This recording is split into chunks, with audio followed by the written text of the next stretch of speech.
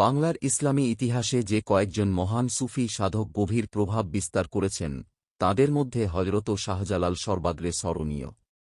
তাঁর নামের সঙ্গে জড়িয়ে আছে শুধু সিলেট নয়, বরং সমগ্র বাংলায় ইসলামের শান্তিপূর্ণ বিস্তার, মানবকল্যাণ ও আধ্যাত্মিক সাধনার এক গৌরবময় ইতিহাস। সিলেট শহরের হৃদয়ে অবস্থিত হযরত শাহজালাল এর দরগাহ আজও ধর্মপ্রাণ মুসলমান ও দর্শনার্থীদের কাছে এক পবিত্র তীর্থস্থান। হযরত শাহজালালের সংক্ষিপ্ত পরিচয়।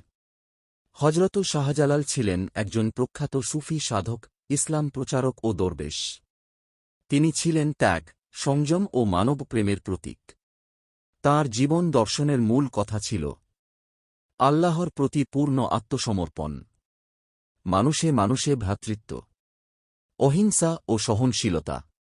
ইতিহাসবিদদের মতে তাঁর জন্ম হয়েছিল আনুমানিক 1271 খ্রিস্টাব্দে বর্তমান তুরস্কের আনাতোলিয়া অঞ্চলে, অনেকের মতে ইয়েমেন বা মধ্যপ্রাচ্যের অন্য কোনো অঞ্চল।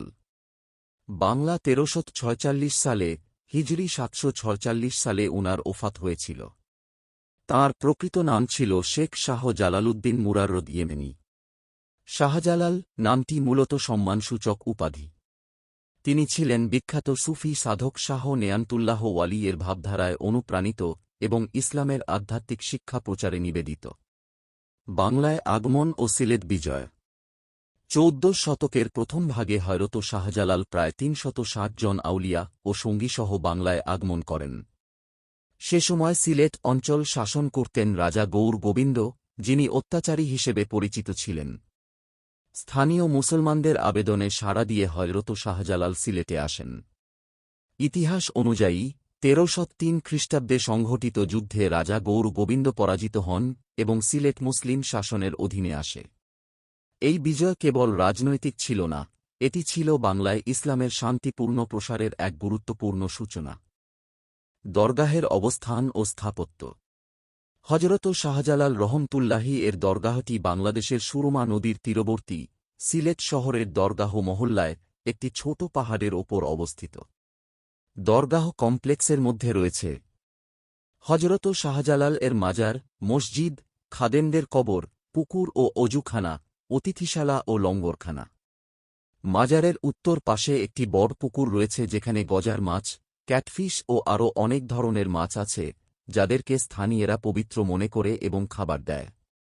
দরগাহ এলাকায় রঙিন জালালি কবুতর ফ্লক দেখা যায়, যা ঐতিহাসিকভাবে এখানে সুবিধার্থে চলে এসেছে বলে বিশ্বাস করা হয়।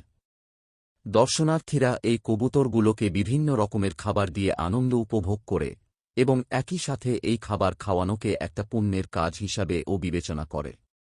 পুকুরের পাশের একটি পবিত্র কুয়া রয়েছে। জনপ্রিয় কল্পকাহিনী অনুযায়ী সেই কুয়ার জলকে পবিত্র জমজমের সমতুল্য পানি হিসাবে ধরা হয়। দরগা কমপ্লেক্সে 4টি মসজিদ, একটি ধর্মীয় বিদ্যালয়, মাদ্রাসা ও একটি সমাধিক্ষেত্র রয়েছে। ধর্মীয় মর্যাদা ও আনুষ্ঠানিকতা। প্রতি বছর উরুস বা হযরত শাহজালাল এর মৃত্যুবার্ষিকীতে দেশ বিদেশ থেকে হাজার হাজার মানুষ হাজির হয়ে প্রার্থনা ও দোয়া করেন। ফাল্গুন মাসের 7 তারিখ এই উরুস উদযাপিত হয়। উরুস ছাড়া ও প্রতিদিন হাজারো ভক্ত ও দেশ বিদেশের পর্যটক আসেন। রমজান মাসে ভক্তের সংখ্যা অনেক বেশি বেড়ে যায়। অনেক ভক্ত বিশ্বাস করেন, নিষ্ঠার সঙ্গে দরগাহ জিয়ারত করলে মনের শান্তি লাভ হয় এবং আল্লাহর নৈকট্য অর্জিত হয়। তবে ইসলামী দৃষ্টিকোণ থেকে দরগাহ জিয়ারত মূলত স্মরণ ও শিক্ষা গ্রহণের উদ্দেশ্যেই করা হয়। ইসলাম ধর্ম ও স্থানীয় ঐতিহ্য অনুসারে এখানে মুসলিম ও অমুসলিম উভয় দর্শনার্থীদের জন্য প্রবেশ থাকে এবং বিশেষ করে সন্ধ্যার সময় মাজারের আলোয় এক অনন্য পরিবেশ বসে। দরগাহের প্রধান দরজা থেকে প্রবেশ করে প্রবেশপথ ধরে প্রধান মাজার, মসজিদ ও অন্যান্য স্থাপনা দেখা যায়। মহিলাদের জন্য পৃথক প্রার্থনার স্থান রয়েছে, তবে মাজারের ভেতরে মহিলাদের প্রবেশ সাধারণত সীমাবদ্ধ থাকে। উপসংহার: হযরত শাহজালাল রহমতুল্লাহি আলাইহি এর দরগাহ বাংলার ইতিহাস, ইসলামী সংস্কৃতি ও সুফি ঐতিহ্যের এক জীবন্ত সাক্ষ্য। তাঁর জীবন ও কর্ম আমাদের শেখায় মানবপ্রেম, সহনশীলতা ও নৈতিকতার শিক্ষা। শতাব্দীর পর শতাব্দী ধরে এই দরগাহ শুধু ইটপাথরের স্থাপনা নয়, বরং বিশ্বাস, ইতিহাস ও আত্মিক শান্তির এক অনন্য কেন্দ্র হিসেবে মানুষের হৃদয়ে স্থান করে নিয়েছে।